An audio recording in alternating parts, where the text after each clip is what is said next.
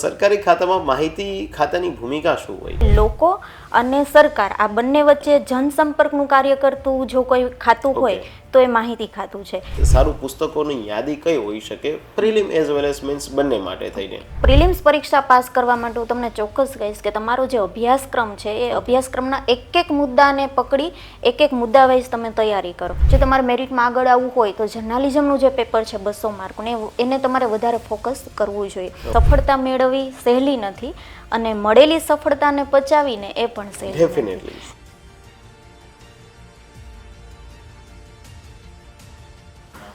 નમસ્કાર દોસ્તો, હું આપનો મિત્ર દિનેશ કણેત આપ સર્વનું હાર્દિક સ્વાગત કરું છું આપના પોતાના સૈયારા પ્લેટફોર્મ કણેત ગાઈડન્સમાં. દોસ્તો, વારે તહેવારે અલગ અલગ ભરતી પરીક્ષાઓ માટેના અલગ અલગ અધિકારીઓ શ્રી સાથે આપણે પોડકાસ્ટ કરતા હોય અને આ પોડકાસ્ટની સિરીઝમાં આજે આપણે એવા ઉમેદવાર સાથે જે છે એ ચર્ચા કરશું અને એવા ઉમેદવારને જે છે એ માહિતી આપશું કે જે માહિતી નિયામક માટેની જે છે એ ગુજરાત ગૌણ સેવા પસંદગી મંડળ દ્વારા જે છે એ ભરતી બહાર પડી છે. એવા સમયે આ ફિલ્ડમાં ઉમેદવારોને થોડું ઓછું માર્ગદર્શન, ઓછી જાગૃતતા અથવા તો કદાચ બની શકે કે આ ફિલ્મની શૈક્ષણિક લાયકાત પણ લોકો પાસે ઓછી છે. અને જ્યારે આપે બધાએ ફોર્મ ભર્યા છે ત્યારે આજે એક એવા અધિકારી ગણ સાથે છે એ આપની મુલાકાત કરાવવાની છે કે જે અત્યારે માહિતી મદદનીશ તરીકે જે છે એ ગુજરાત સરકારના માહિતી ખાતામાં ફરજ પર છે. એમની પાસેથી આજે આપણે જાણવાનું છે કે માહિતી નિયામક, સબ એડિટર, ઇન્ફોર્મેશન આસિસ્ટન્ટ આ ભરતી પ્રક્રિયા માટે થઈ અને સ્માર્ટ રણનીતિ શું હોઈ શકે, એના માટે થઈ અને બુક લિસ્ટ શું હોઈ શકે, એમણે એમની પોતાની જર્ની દરમિયાન કયા કયા બાબતોને જે છે એ ધ્યાન રાખવામાં આવ્યા છે. તો વધારે કોઈ વાત ન કરતા સાહેબ, આપનો ખૂબ ખૂબ હાર્દિક સ્વાગત છે કણેત ગાઈડન્સમાં. આપે આપનો કિંમતી સમય આપ્યો એ બદલ આપનો ખૂબ ખૂબ આભાર. જી, થેન્ક યુ સર. દોસ્તો, અધિકારી ગણ છે એમનું નામ છે અરુણા ડાવરા સર અને વર્તમાનમાં જ જે છે એ માહિતી મદદનીશ તરીકે જે છે એ ગુજરાત સરકારમાં ફરજ પર છે. ભૂતકાળની જે પરીક્ષાઓ સમિતિઓ દ્વારા લેવાની હતી એ પરીક્ષા એમણે સફળતાપૂર્વક પાસ કરી છે. સાહેબ, જે પરીક્ષા સરકાર દ્વારા G-SSSB દ્વારા જે છે એ બહાર પાડી છે એમાં આ વખતે કમ્બાઈન પ્રકારની પરીક્ષા છે. મતલબ કે સબ એડિટર બી છે as well as information assistant બી છે. તો ઉમેદવારશ્રીઓને એક એ માહિતી આપો કે આ બંને માટે થઈ એક જ પરીક્ષા હશે કે બંને પોસ્ટ માટે અલગ અલગ પરીક્ષા હશે? જી, પહેલાં તો મારા બધા મિત્રોને મારા તરફથી નમસ્કાર. સરે જે પ્રશ્ન પૂછ્યો એ સ્વાભાવિક પ્રશ્ન થાય કે જ્યારે આપણે ફોર્મ ભરીએ એટલે પહેલો પ્રશ્ન એ થાય કે સિનિયર સબ એડિટર અને માહિતી મદદનીશ આ બંને એ જગ્યા અલગ છે તો શું એના માટેની પરીક્ષા એક હોઈ શકે? ચોક્કસ, આ બંને જે કેડર છે એમના માટે પરીક્ષા એક જ છે અને બંનેની સિસ્ટમ પણ એક છે. પહેલાં તમારે પ્રિલિમ્સ પરીક્ષા આપવાની થશે, એમાં ક્વોલિફાય થશો તો તમે મેઇન્સ એક્ઝામ આપી શકશો. ઓકે, એટલે એક્ઝામ એક જ સર આપવાની છે. પછી જેવું મેરિટ બનશે એ મેરિટના બેઝ ઉપર ઉમેદવારને પ્રાયોરિટી મળશે કે ભાઈ આપને સબ એડિટરમાં જવું છે કે ઇન્ફોર્મેશન આસિસ્ટન્ટમાં જવું છે. જી સર, એમાં એવું છે ઓલરેડી છે ને સિનિયર સબ એડિટરની જગ્યા નોટિફિકેશનમાં આપેલી છે એટલે મેરિટમાં જે લોકો આગળ હશે એમને સિનિયર સબ એડિટરની જોબ મળશે અને મેરિટમાં એમનાથી પાછળ છે એમને માહિતી મદદ. ઓકે, જેમ પેલું સામાજિક ન્યાય ખાતામાં જે છે પ્રોબેશન ઓફિસર અને ચીફ ઓફિસરની ભરતીઓ આવતી હોય કે પ્રોબેશન ઓફિસર જે છે એ થોડું જુનિયર કેડર થાય અને ચીફ ઓફિસર જે છે એ સિનિયર કેડર થાય એટલે આવું ગૌણ સેવા કરતી હોય છે જેથી કરીને ગૌણ સેવાને જે કામનું ભારણ છે એ થોડું ઘટી જાય. એક જ લાયકાત ધરાવતા ઉમેદવાર છે તો એમને એક સારી પોસ્ટ જે મેરિટ હોય તો એમને સારી પોસ્ટ મળે. સર, મને આપ એ જણાવો કે સરકારશ્રીમાં જે માહિતી ખાતું છે સ્પેશિયલી ઉમેદવારો આપની પાસે એ જ અપેક્ષા રાખે છે અને એવા ઉમેદવારો છે કે આમ તો પત્રકાર મહોદય બધા જોતા હશે એટલે પત્રકાર મહોદયને જે છે એ સરકારશ્રીમાં આવવું છે તો સરકારી ખાતામાં માહિતી ખાતાની ભૂમિકા શું હોય અને સામાન્ય રીતે કોઈ વ્યક્તિ જે અન્ય કોઈ પણ પ્રકારના ડિવિઝનમાં કામ કરતા હોય કોર્પોરેટ કલ્ચરમાં એ અને ગુજરાત સરકારનું જે માહિતી ખાતું છે એમની કામગીરી છે, એમની ફરજો છે એ કઈ રીતે અલગ પડતી હોય છે? જી ચોક્કસ, આમ જોઈએ તો બધા વિભાગથી માહિતી ખાતું છે એ ખૂબ ડિફરન્ટ પડે છે કારણ કે સરકારની લોક કલ્યાણકારી જે યોજનાઓ છે એ લોકો સુધી પહોંચાડવાનું જો કોઈ માધ્યમ હોય તો એ માહિતી ખાતું છે અને બીજું સરકારના જે વિકાસલક્ષી કાર્યો છે એ પણ લોકો સુધી પહોંચાડવા, એનો પ્રચાર અને પ્રસાર કરવો એ એની મુખ્ય ભૂમિકા છે માહિતી ખાતાની છે. અને ખાસ કરીને માહિતી ખાતામાં છે અલગ અલગ બ્રાન્ચ છે જેમ કે ન્યૂઝ એન્ડ મીડિયા છે, RR બ્રાન્ચ છે, પ્રકાશન બ્રાન્ચ છે, સોશિયલ મીડિયા બ્રાન્ચ છે, ઓલ ઓવર આ બધી બ્રાન્ચ ભેગી મળી અને સરકારના જે વિકાસલક્ષી કાર્યો છે એમને લોકો સુધી પહોંચાડવામાં મદદરૂપ બને છે. એટલે કે લોકો અને સરકાર આ બંને વચ્ચે જનસંપર્કનું કાર્ય કરતું જો કોઈ ખાતું હોય તો એ માહિતી ખાતું છે. એટલે હું ચોક્કસ કહીશ કે બધા સરકારના વિભાગ કરતા એક ડિફરન્ટ વિભાગ છે અને જેમાં તમને લોકો સુધી પહોંચી સરકારની વાત કહેવાની એક તક મળે છે. એટલે આ ફિલ્ડમાં આવશો તો તમને કામ કરવાની ખૂબ મજા આવશે. ઓકે, એટલે એવું કહી શકાય કે સીએમ સાહેબ છે, રાજ્યનું જે છે એ સચિવાલય છે, રાજ્યનું મંત્રીમંડળ છે, એમના દ્વારા જે કંઈ પોલિસી બનાવવામાં આવે છે અને એ પોલિસી જે છે એ પ્રાદેશિક કચેરી છે અથવા તો જિલ્લા કક્ષાની કચેરી છે જે લોકો સુધી પહોંચે છે, છેવાડાના માનવી સુધી પહોંચે છે. એ જે માહિતી કલેક્ટ કરી અને માહિતી સીએમ સાહેબે કોઈ ઇનોગ્રેશન કર્યું છે તો એ બધી બાબતની જવાબદારી જે છે એક માહિતી ખાતાના જે છે કન્સર્ન અધિકારી કે કર્મચારીઓના જે છે એ સિર પર હોય છે. ઓકે, બીજી એક વસ્તુ કે આપણે વાત કરી છે તો સામાન્ય રીતે ટૂંકમાં સાહેબ આપ જણાવી શકો કે માહિતી ખાતું છે તો એમની હાયરાર્કી કેવી રીતે હોય છે? જેમ કે જિલ્લા કક્ષાએ આપણે કહીએ છીએ કે ભાઈ રેવન્યુ ડિપાર્ટમેન્ટ છે તો ડેપ્યુટી મામલતદારથી લઈ મામલતદાર કલેક્ટર શ્રી જે છે એ આખી એક હાયરાર્કી બને છે. તો આમાં સામાન્ય રીતે હાયરાર્કી કેવી રીતે બનતી હોય? અને બીજું એ કે ભાઈ આ જે પોસ્ટ છે સિનિયર સબ એડિટર અને ઇન્ફોર્મેશન આસિસ્ટન્ટ એ ગાંધીનગરમાં વડી કચેરી ખાતે જ હોય છે કે જિલ્લા કક્ષાએ પણ એમની પોસ્ટ હોય છે? જી ચોક્કસ. આમ જોઈએ તો બધા વિભાગનું એક સ્ટ્રક્ચર ફિક્સ જ હોય છે અને પ્રમોશનના જે તબક્કા હોય છે એ પણ ફિક્સ હોય છે. માહિતી ખાતાની જો વાત કરીએ તો ઇન્ફોર્મેશન આસિસ્ટન્ટ એ પહેલાં છે. એટલે કે ઇન્ફોર્મેશન આસિસ્ટન્ટ, માહિતી મદદનીશ, એમના ઉપરનો હોદ્દો છે સિનિયર સબ એડિટર, એમના પછી તમને પ્રમોશન છે એડીઆઈ એટલે કે સહાયક માહિતી નિયામકનું મળે, એમના ઉપરી અધિકારી ડીડીઆઈ નાયબ માહિતી નિયામક શ્રી અને એમના ઉપરી અધિકારી છે આપણે સંયુક્ત માહિતી નિયામક ગણાવી શકાય. એટલે આટલી કેડર થી છે આખું માહિતી ખાતું છે એ ભરેલું હોય છે. અને સર જે આપણે પ્રશ્ન કર્યો કે સિનિયર સબ એડિટર અને માહિતી મદદનીશ, તો એની પોસ્ટ માત્ર ગાંધીનગર હેડ ઓફિસમાં જ હોય એવું નથી. આપ જોશો કે બધા જિલ્લામાં છે જિલ્લા માહિતી કચેરી હોય છે. તો આ માહિતી કચેરીમાં પણ માહિતી મદદનીશ અને સિનિયર સબ એડિટર બંનેની પોસ્ટ હોય છે. પણ એક ફરક એટલો છે કે હેડ ઓફિસમાં જો તમને કોઈ બ્રાન્ચમાં તમારું નિમણૂક થાય છે તો ત્યાં બ્રાન્ચનું જે કામ છે એ તમારે સંભાળવાનું હોય છે અને જિલ્લા માહિતી કચેરી છે તો ત્યાં સંપૂર્ણ તમારે છે સંપાદકીય કામગીરી સંભાળવાની થતી હોય છે. અચ્છા, એક એમાં સર એવું કહી શકાય છે કે જે સિનિયર સબ એડિટર છે અને ઇન્ફોર્મેશન આસિસ્ટન્ટ છે તો બંનેના જે ગ્રેડ પે હોય છે સરકારશ્રીના પગાર ધોરણ, આમાં કેટલો તફાવત હોય છે?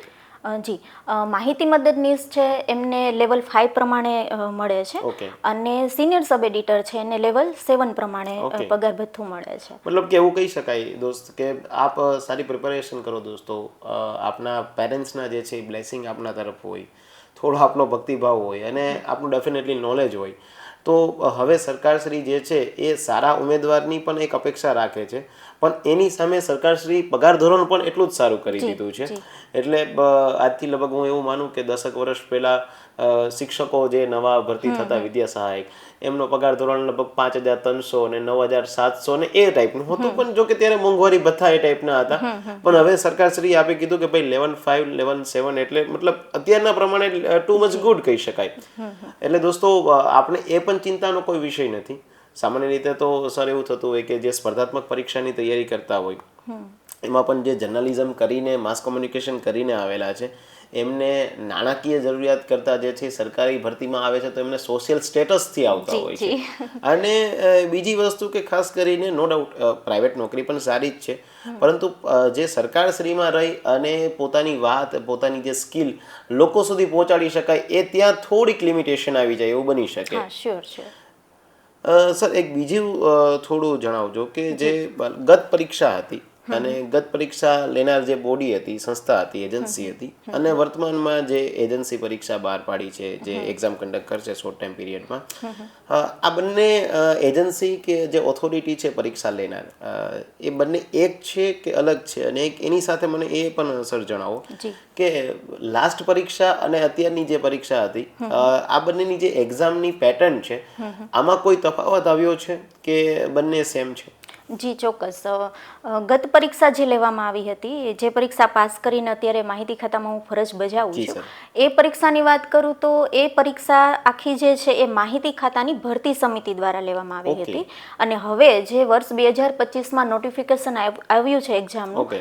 એ આખી પરીક્ષા છે એ ગુજરાત ગૌણ સેવા પસંદગી મંડળ દ્વારા લેવામાં ઓકે. આવશે. એટલે માત્ર માઇનોર ચેન્જીસ એટલો જ છે કે ભરતી સમિતિ છે એ ખાલી ચેન્જ Change થઈ થઈ. છે. ઓકે. અને બીજું કે પરીક્ષા પદ્ધતિ છે એ બંનેની સેમ જ છે. ઓકે. મેં જે પરીક્ષા આપેલી છે એ જ પદ્ધતિથી હવેના જે વિદ્યાર્થીઓ છે એ પરીક્ષા ઓકે. આપશે. એટલે કે પરીક્ષા પદ્ધતિમાં કોઈ ચેન્જીસ નથી થયો. તમારે પહેલા પ્રિલિમ્સ પરીક્ષા આપવાની ઓકે. થશે, એમાં ક્વોલિફાય થશો તો પછી છે મેન્સ એક્ઝામ આપવાની તમને તક મળશે. એટલે પ્રિલિમ પરીક્ષા જે સર છે એ માત્ર ક્વોલિફાઈંગ છે, મતલબ જી. એમના જે માર્ક છે એ મેરિટમાં કાઉન્ટ નહીં થાય. જી. મેરિટમાં માર્ક કાઉન્ટ થશે એ માત્ર મુખ્ય પરીક્ષાના થશે, જે ડિસ્ક્રિપ્ટિવ છે, જે તમારે લખવાની છે. અને મુખ્ય પરીક્ષાની જો આપણે વાત કરીએ તો પ્રિલિમ્સ પરીક્ષા તો ક્વોલિફાઈંગ છે. Right. તમે એમના ક્રાઇટેરિયા પ્રમાણે જો પાસ થઈ જાઓ Yes, છો yes. તો તમે મેન્સ પરીક્ષા આપી શકો. Yes. અને મેન્સ પરીક્ષાની વાત કરીએ તો એમાં 3 પેપર છે, ગુજરાતી, ઇંગ્લિશ અને જર્નાલિઝમનું Journalism. પેપર.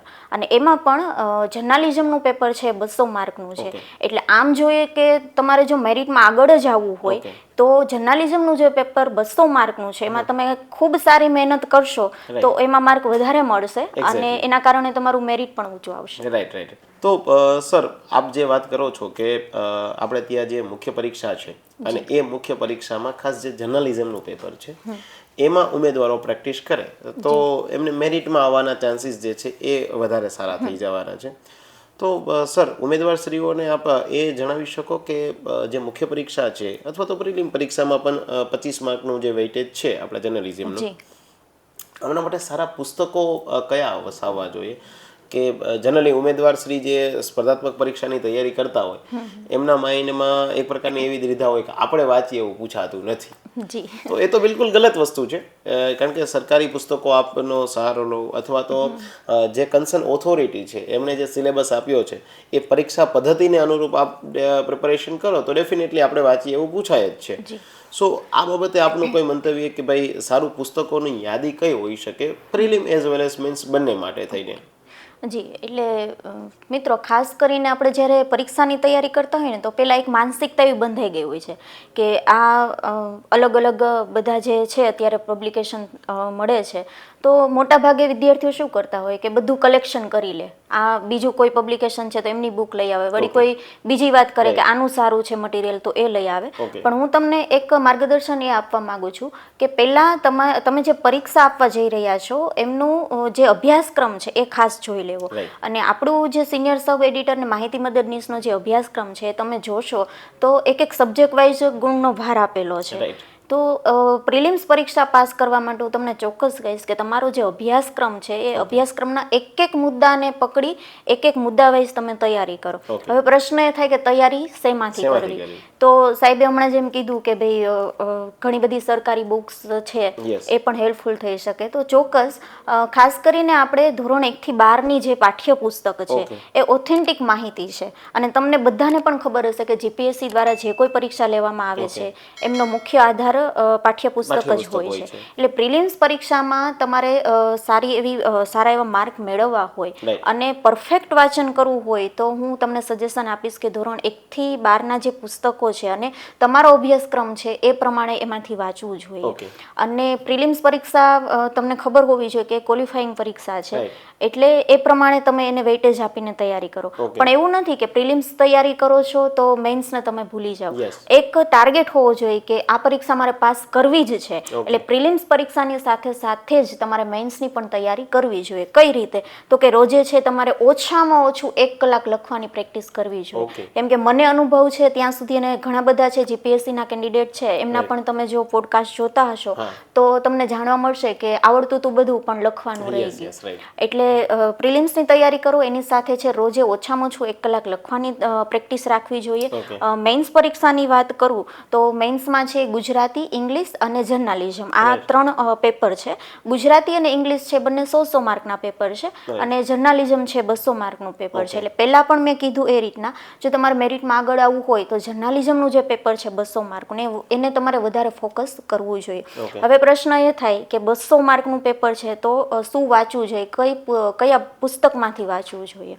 તો એના માટે હું ચોક્કસ કહીશ કે અત્યાર સુધી તમે જે ભણ્યા છો અને ખાસ કરીને આ ભરતી છે એ ભરતી માટે ક્વોલિફિકેશન જર્નાલિસ્ટ જે છે એમના માટેનું જ છે. એટલે કે તમે બેચલર ડિગ્રી મેળવેલી છે અથવા તો માસ્ટર ડિગ્રી કરેલી છે તો એ સમયગાળા દરમિયાન તમે જે કાંઈ અભ્યાસ કર્યો છે એ જ બધા ટોપિક છે તમારા સિલેબસમાં છે.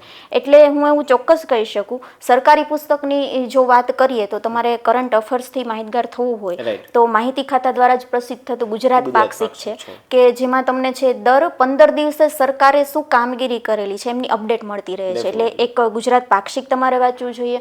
માહિતી ખાતાની જ એક બ્રાન્ચ, પ્રકાશન બ્રાન્ચ, જેમના દ્વારા છે પ્રક્રિયાના પુસ્તકો બહાર પાડવામાં આવે છે. તો એ ટોપિક વાઇઝ તમને પુસ્તકો પણ મળી જશે તો એ પ્રક્રિયાના પુસ્તકો પણ વાંચવા જોઈએ. અને ખાસ 200 માર્કનું જે પેપર છે એમાં તમારે આગળ પડતા માર્ક મેળવવા હોય તો એના માટે તમે બેચલર અને માસ્ટર ડિગ્રી કરેલી છે ત્યારે જે કાંઈ તમે ભણ્યા છો એ જ ટોપિક છે એ તમારા અભ્યાસક્રમમાં છે. એટલે એ જ તમારું મટીરિયલ પરફેક્ટ રહેશે. એટલે દોસ્તો જેમ સાહેબે વાત કરી છે એ રીતે કે આપ સ્પેશિયલ વધારે ચિંતિત એ હોય કે જે 200 માર્કનું જે છે જે કન્સર્ન પોસ્ટ માટેનું છે એના માટે સરે જે રીતે વાત કરી એ રીતે કે ભાઈ આપ જે ભણ્યા છો, આપ કોઈ પણ યુનિવર્સિટીમાંથી જ્યારે આપ પાસ આઉટ થયા છે માસ કોમ્યુનિકેશન કે જર્નાલિઝમ એના જે મોડ્યુલ છે આ મોડ્યુલનો સારી રીતે સિલેબસને જે છે એ અનુરૂપ આપ અભ્યાસ કરો તો સારું રહેશે. અને એના સિવાય જીસીઆરટી અને એનાથી પણ અપડેટ થવું હોય તો એનસીઆરટી આપ વાંચો. અને સર એક જે માહિતી ખાતા છે અને જેમ આપણે વાત કરી છે કે જેનું પબ્લિકેશન ડિવિઝન છે એમાં ઘણા બધા પુસ્તકોની યાદી છે. ફોર એક્ઝામ્પલ તરીકે ભાઈ કોઈ એવો ટોપિક છે કે ગુજરાતના મેળાઓ સાંસ્કૃતિક વારસા અંતર્ગત તો માહિતી નિયામક શ્રીની જ માહિતી ખાતા અંતર્ગત બહાર પાડેલી જે છે એ લોક મહત્વના મેળાઓ એવા કંઈક ટાઇટલથી સમથિંગ છે.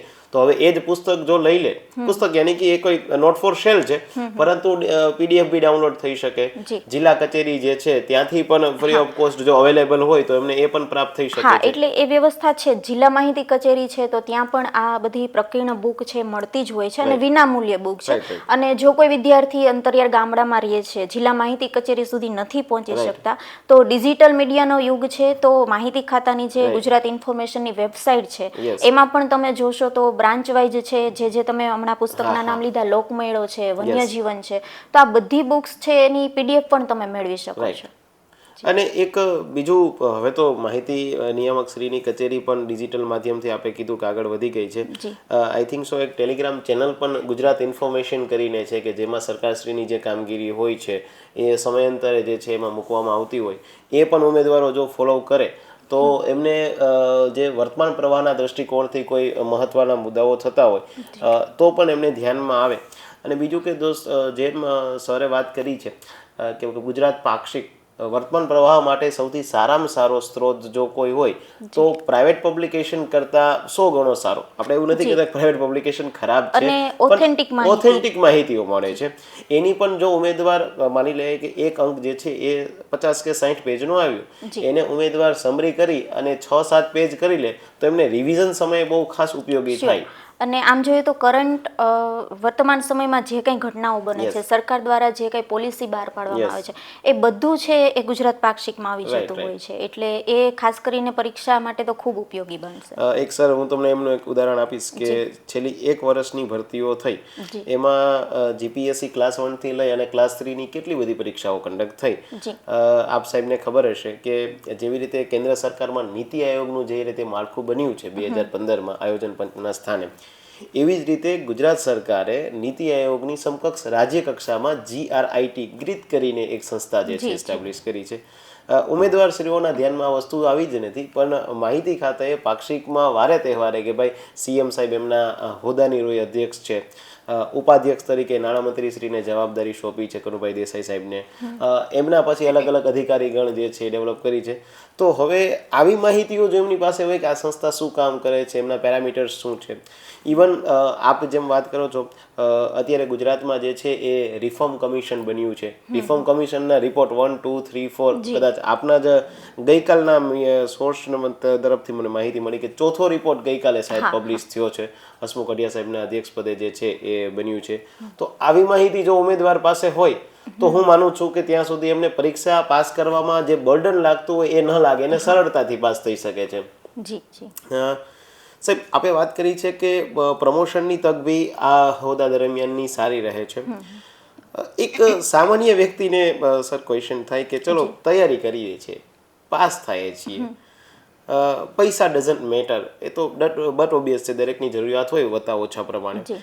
આ હોદ્દા ઉપર આવવાથી ઉમેદવાર આ હોદ્દા ઉપર આવી જાય તો એ સમાજને શું ઉપયોગી થઈ શકે? એમને એમ થાય કે ના ભાઈ, મેં 30 વર્ષ 40 વર્ષ જોબ કરી 100 ડિપાર્ટમેન્ટમાં, તો મેં સમાજને શું આપ્યું? એમ એક આઈડિયલ સોસાયટી હોય તો એના માટે શું આ ઉપયોગી છે? જી ચોક્કસ. પહેલાં તો એક નાની એવી લાઈન કહેવા માંગીશ કે સફળતા મેળવવી સહેલી નથી અને મળેલી સફળતાને પચાવીને એ પણ સહેલી નથી. એટલે આપણે જોઈએ તો અત્યારનું જે વાતાવરણ છે પરીક્ષાને લક્ષી નોકરી મેળવવાની બાબતે, તો કે મોટાભાગના વિદ્યાર્થીઓ છે તનતોડ મહેનત કરતા હોય છે. ખૂબ મહેનત કર્યા પછી સાહેબ તમને નોકરી મળે એટલે એ નોકરીનું મહત્વ શું છે એ તમારાથી વિશેષ બીજું કોઈ ન જાણે. એટલે ખાસ કરીને માહિતી વિભાગ દ્વારા જે આ ભરતી બહાર પાડવામાં આવી છે ને એ જે તમે માહિતી મદદનીશ કે સિનિયર સબ એડિટર તરીકે તમારી પસંદગી થાય છે તો તમને ખૂબ ગૌરવ થશે, કારણ કે તમે લોકોના સીધા સંપર્કમાં જઈ શકશો. ફોર એક્ઝામ્પલ, સીએમ સાહેબનો કોઈ કાર્યક્રમ છે કોઈ જિલ્લામાં, તો તમારી પોસ્ટ માહિતી મદદનીશ અને સિનિયર સબ એડિટરની છે, તો સીએમ સાહેબનો જે કાર્યક્રમ છે એમનું કવરેજ એ માહિતી વિભાગની ટીમ કરતી હોય છે. એટલે કવરેજ કરવું, કવરેજ કર્યા પછી એમની પ્રેસ નોટ રિલીઝ કરવી, મીડિયા સુધી માહિતી પહોંચાડવાનું એક માધ્યમ છે તમે બની શકો. અને ઓલ ઓવર કહું તો લોકો વચ્ચે રહી અને સરકારની કામગીરી લોકો સુધી પહોંચાડવાનું જો કોઈ શ્રેષ્ઠ કાર્ય કરવાનું તક તમને મળતી હોય તો એ આ પોસ્ટ દ્વારા તમને મળી શકે. એટલે ટૂંકમાં કહું તો સમાજમાં સરકારનું જે મહત્વ છે, જે યોગદાન છે એ ખરા અર્થમાં લોકો સુધી પહોંચાડવાનું એક માધ્યમ છે એ તમને બનવાની તક મળશે. સાહેબ, આમાંથી મને એક ક્વેશ્ચન નીકળ્યો કે આપ જે ગત પરીક્ષામાં પાસ થયા છો, એક મહિલા ઉમેદવાર છો, આપણે તો હવે ગુજરાત બીજા રાજ્યોની કમ્પેરિઝનમાં ડેફિનેટલી સાક્ષરતાની દ્રષ્ટિએ, આર્થિક દ્રષ્ટિકોણથી પહેલેથી આગળ રહ્યું છે. એમાં સરકારશ્રીનો પણ એટલો જ ફાળો હોય છે અને લોકોનો પણ એટલો જ ફાળો હોય છે. આપ જ્યારે પાસ થયા, આપને રિઝલ્ટની ખ્યાલ આવી કે આપનું નામ છે, આપ પરિવાર સાથે હશો, ત્યારે આપના માતા પિતાના જે છે એ મોઢા પરનું સ્મિત અથવા આપને જે એક હર્ષની લાગણી, આ એક થોડું દ્રશ્ય આપ ઉમેદવારશ્રીઓને વર્ણન કરી શકશો? હું એટલા માટે કહું છું સાહેબ, કારણ કે આ એક પ્રકારે ટેકનિકલ પરીક્ષા હું આને કહી શકું, બીકોઝ કન્સર્ન જે છે એ ક્વોલિફિકેશન વાળો જ વ્યક્તિ જોશે. હમણાં જ અમે સર સાથે વાત કરતા હતા દોસ્તો, અને નંબર ઓફ એપ્લિકેશન બહુ ઓછી થઈ છે. કારણ કે જે જર્નલિઝમ કે માસ કોમ્યુનિકેશન કરવાવાળો વ્યક્તિ આમ તો જનરલી ઓછા જ જોવા મળતા હોય. પ્લસમાં જે લોકો છે એ પાછા કદાચ પ્રાઇવેટ કે કોર્પોરેટ ફિલ્ડમાં જતા રહ્યા હોય છે. એટલે ઉમેદવારને એ એક જિજ્ઞાસા વૃત્તિ છે કે જ્યારે આપને રિઝલ્ટ આવ્યું ત્યારે આપના ચહેરા પરનું સ્મિત અથવા તો એ જે આખું એટમોસ્ફિયર આપના ફેમિલીનું હતું, કારણ કે ઘણી બધી મહેનત, ઘણી બધી તપસ્યા કરી હોય, કદાચ ઘણીવાર ઉમેદવાર એવું થતું હોય અડધા માર્ક માટે, 1 માર્ક માટે રહી જતો હોય, અને પછી જ્યારે સફળતાનો સ્વાદ મળે તો એ થોડું આપ વર્ણન કરો તો ઉમેદવાર માટે એક મોટિવેશનલ પ્રકારની સાબિત થઈ શકશે. જી ચોક્કસ. પહેલાં તો હું એ કહું, હું તમારા જેવી જ એક ઉમેદવાર હતી કે જેનું એક સ્વપ્ન હતું કે ગમે એમ કરી અને મારે આ પરીક્ષા પાસ કરવી છે, કોઈ પણ સંજોગોમાં સરકારી નોકરી મારે મેળવવી છે. એટલે તમારી જેમ જ મેં ઉત્સાહપૂર્વક એક ફોર્મ ભર્યું. ફોર્મ ભર્યા પછી એક ફાઇનલ ડિસિઝન હતું કે કોઈ પણ સંજોગોમાં મારે આ પરીક્ષા પાસ કરવી છે ને કરવી જ છે. એટલે એ વિઝન સાથે એક ટોપિક વાઇઝ મેં તૈયારી કરી અને પરીક્ષા આપી. પછી એટલો આત્મવિશ્વાસ તો હતો કે ફાઇનલી હું આ પરીક્ષા પાસ કરી જ જઈશ અને મારું સિલેક્શન થઈ જ જશે. અને એ દિવસ પણ આવી ગયો.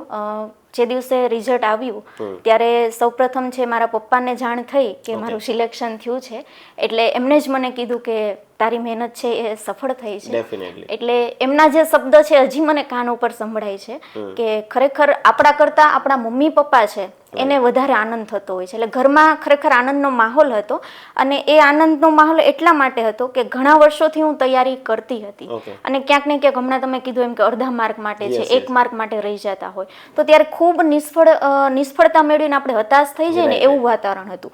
અને લગભગ 6-1 મહિના 2-3 એક્ઝામમાં મારે એવું થયું કે અડધા પોઈન્ટ માટે હું રહી જતી હતી, તો પછી 6 મહિના મેં તૈયારી સ્ટોપ કરી દીધી કે હવે મારે તૈયારી જ નથી કરવી. ત્યારે એક મોટિવેશનલ પાર્ટ તરીકે મારા પપ્પાએ મને ખૂબ સપોર્ટ કર્યો છે. એટલે રિઝલ્ટ આવ્યું ત્યારે પણ મારા પપ્પાએ મને ઇન્ફોર્મ કરી, અને એમના ચહેરા ઉપર જે ખુશી હતી એ કદાચ હું વર્ણવી નથી શકતી, કેમ કે એ ખાલી અનુભવી શકાય એવી ક્ષણ હતી. એટલે આપ ઉમેદવાર વિદ્યાર્થી મિત્રોને પણ હું એ ચોક્કસ સજેશન કરીશ કે તમે પણ જો તમારી મહેનતથી તમારા મમ્મી પપ્પાના ચહેરા ઉપર સ્મિત જોવા માંગતા હોય તો પહેલાં નક્કી કરી લો કે તમારે આ પરીક્ષા પાસ કરવાની જ છે, અને પરીક્ષા પાસ કરવાની જ છે એવું નક્કી કરશો તો 100% તમે તમારી મંજિલ સુધી પહોંચી શકશો. અને એ પણ હું ચોક્કસ કહીશ કે સારી એવી નોકરી છે, સરકાર તમને સારું એવું પ્લેટફોર્મ આપે છે, સારી એવી સેલેરી મળે છે, તો માણસ તરીકે જન્મ લીધો છે અને તમારું ડ્રીમ છે સરકારી નોકરીનું, તો નિષ્ઠાથી તૈયારી કરો તો ચોક્કસ તમને નોકરી મળશે અને સમાજ સાથે કામ કરવાની ખૂબ મજા આવશે. આમાં સર થોડુંક ઉમેરાઈ જાય મહિલા ઉમેદવાર માટે. જી જી જી. જે મહિલા ઉમેદવારો પ્રિપેરેશન કરતા હોય, પછી ચાહે માહિતી નિયામક શ્રીની વાત કરીએ અથવા તો અન્ય કોઈ ફિલ્ડની પ્રિપેરેશન કરતા હોય, એક એમના માટે આપનો સારો સંદેશો શું હોઈ શકે, અથવા એમના પરિવાર માટે? જેમ આપણે કીધું કે ભાઈ સૌપ્રથમ સ્મિત આપના ફાધરના ચહેરા પર આવ્યું, અને જે ટીલ ટાઈમ જે છે એ પરિવારમાં માહોલ છે, અને આપ પણ એક સારી સફળતાના સ્વાદ ચાખી શકો છો, અને સ્ટાન્ડર્ડ ઓફ લિવિંગ જે આઈડિયલી પ્રોફેશનલ લેંગ્વેજમાં આપણે કહીએ છીએ એ તમે આપ જીવો છો અત્યારે. મહિલા ઉમેદવાર માટે પરીક્ષાની તૈયારી કરવા સમયે ઘણા બધા બર્ડન સામાજિક દ્રષ્ટિકોણથી આવતા હોય. સામાન્ય રીતે ઘણી વખત એવું થતું હોય કે આજુબાજુનું એટમોસ્ફિયર એવું હોય, તો આપ સાહેબને ખબર છે કે હવે પ્રિપેરેશન કોઈ બહેન ઉમેદવાર કરતા હોય તો સલાહકાર બહુ થઈ ગયા હોય, સામાજિક દ્રષ્ટિકોણથી સલાહકાર, બીજા બધા સલાહકાર હોય તો અલગ છે. આપ તો માહિતી નિયામક તરીકે, મતલબ માહિતી મદદનીશ તરીકે ફરજ પર છો, એટલે આપણે તો રોજબરોજના કંઈક ને કંઈક આવી ઘટનાઓ લેતા હોય, કારણ કે આપ કોઈ એવા પણ લોકોનું જે છે એ કોઈ વસ્તુ છાપતા હોય છે કે જે એક આદર્શ હોઈ શકે એમ. તો એવા મહિલા ઉમેદવાર માટે આપનો કોઈ સંદેશો? જી ચોક્કસ. આમ તો મહિલા અને પુરુષ બંને ઉમેદવાર માટે હું એક સંદેશ ચોક્કસ પહેલાં આપી દઉં કે મહેનત કરેલી છે તો એનું ફળ તમને મળવાનું જ છે, અને તમારે આ ફિલ્ડમાં આવવું જ છે તો સારી એવી મહેનત કરશો તો તમે આવી જ જવાના છો. રહી વાત મહિલા ઉમેદવારની, તો ખાસ કરીને હવે પહેલાં જેવો સમય નથી રહ્યો કે મહિલાઓ માત્ર છે ઘરમાં રહીને જ કામ કરી શકે છે, એ ઓફિસ વર્ક ન કરી શકે અથવા તો ઘરની બહાર ન નીકળી શકે. કદાચ મારી માનસિકતા પ્રમાણે, માન્યતા પ્રમાણે સમાજ અને યુગ બદલાઈ ગયો છે, એટલે મહિલાને પણ પ્રાયોરિટી મળે છે. તો જો કોઈ મહિલા છે એ આ ફિલ્ડમાં આવવા માગતી હોય અને સારી એવી તૈયારી કરવા માગતી હોય તો ચોક્કસ કરવી જોઈએ. અને બીજું એ કે મહિલા સામે છે ને એક સરસ મજાની સમસ્યા ઉદ્ભવે, ઘરને પણ સંભાળવાનું છે, તૈયારી પણ કરવાની છે, અને તૈયારી કર્યા બાદ જ્યારે તમને નોકરી મળે છે ત્યારે એક મોટી સમસ્યા ઉદ્ભવે કે ઘરની સાથે તમારે ઓફિસને પણ મેનેજ કરવાની છે. તો આ બાબતે મને જે અનુભવ છે એના પરથી હું ચોક્કસ કહી શકું કે સ્ત્રી માત્ર ઘરમાં રહીને જ કામ કરી શકે, માન્યતા બદલાઈ ચૂકી હોય તો આપણે પણ બદલાઈ જવું જોઈએ. ફિલ્ડમાં છે એ કામ કરવાની તમને ખૂબ મજા આવશે, ફૂલ કોન્ફિડન્સ સાથે તમે કામ કરી શકશો, કેમ કે અત્યારનો સમાજ બદલાઈ ગયો છે. એટલે તમે ક્યાંય ફિલ્ડ વર્કમાં જશો ત્યાં પણ તમને એવો અનુભવ નહીં થાય કે આ મહિલા કર્મચારી છે ને આ પુરુષ કર્મચારી છે. એટલે ખાસ જો મારા મહિલા ઉમેદવારોને તો ખાસ વિનંતી છે કે ખરેખર દુનિયાને બતાવી દેવાનો સમય છે કે મહિલા આમ તો ક્યારેય કોઈનાથી ડરી નથી કે પીછેહઠ નથી, તો તમે તમારી મહેનતથી છે એ વાતને પણ સિદ્ધ કરી શકો. એટલે સમસ્યા ગમે હોય પણ એક સ્ત્રી શક્તિ છે તો એને મેનેજ કરી શકે. ડેફિનેટલી. આમ તો સાહેબ આપનું ગુજરાતી વ્યાકરણના દ્રષ્ટિકોણથી સારું લાગે કે તમે ઉમેદવારની કહો કે સરસ મજાની સમસ્યા, પેલો ને વ્યાસસ્તુતિ અલંકાર આપણે પ્રયોગ કરતા હોય. તો દોસ્તો, આ પરીક્ષા પાસ કરવા માટે આજે સાહેબે આપણને સમય આપ્યો હતો, એમનો અતિ વ્યસ્ત કાર્યક્રમ હતો. આપ બી જાણતા હોય કે ડિપાર્ટમેન્ટમાં આવો છો તો હવે કોર્પોરેટ કલ્ચરની રીતે આપણે જે છે સરકારને કામ કરીને આપવું પડે, આપણી સ્કિલ આપણે સાબિત કરવી પડે ડિપાર્ટમેન્ટમાં આવ્યા પછી પણ. જેવી રીતે સાહેબે વાત કરી એમના જે છે કોર્ટના માધ્યમથી કે માત્ર ને માત્ર જે છે પરીક્ષા પાસ થવા પૂરતું નથી, હે ને કોઈ વ્યક્તિ પીએમ બની જાય એ ડેફિનેટલી સારી જ વસ્તુ છે, પણ પીએમ તરીકે પાછા બીજા 15 વર્ષ કાઢવા છે, આ મોટી વસ્તુ થાય છે, હે ને. સો આપ લોકો ડિપાર્ટમેન્ટમાં આવો, સારી પ્રિપરેશન કરો. એના માટે સાહેબે જે છે આપને માર્ગદર્શન આપ્યું છે, કન્સર્ન તમારે ફિલ્ડનું માર્ગદર્શન આપ્યું છે, જેથી કરીને આપને ખ્યાલ આવે, આપનું વિઝન ક્લિયર થાય, આપની પ્રિપરેશનની એક સ્ટ્રેટેજી ક્લિયર થાય. આવી અવનવી માહિતી જે છે હું તમને વોટ્સઅપના માધ્યમથી આપતો રહીશ, ટેલિગ્રામના માધ્યમથી આપતો રહીશ. આપ ગણિત ગાઈડન્સ આપણું ટેલિગ્રામ ચેનલ છે એમાં પણ જોડાઈ શકો છો. એની સાથે આવી જ ડિટેલ જે છે તમારે તમારા વોટ્સઅપ પર જોતી હોય તો મારો મોબાઈલ નંબર આપ નોંધી શકો છો, 7226926024. આપ એક તમારું પૂરું નામ અને માહિતી નિયામકની ભરતી માટે જે છે એનું એક અલગથી આપણી પાસે ગ્રુપ બી છે, જેથી આ ફિલ્ડને લગતી કોઈ બુક્સ છે, કોઈ મટીરિયલ્સ છે, બીજું કોઈ ગાઈડન્સ છે તો એ હું આપને આપી શકું છું. ફરી વખત સાહેબ આપનો ખૂબ ખૂબ આભાર, આપનો કિંમતી સમય આપવા બદલ. Thank you sir. Thank you દોસ્તો. આપે આ લેક્ચરને નિહાળ્યો, આ પોડકાસ્ટ નિહાળ્યું, અને જો આપ ચેનલમાં ફર્સ્ટ ટાઈમ આવ્યા હોય, આપને યોગ્ય જાણવું હોય તો આપ લાઇક, શેર, સબસ્ક્રાઇબ કરી શકો. Thank you very much. Wish you all the very best.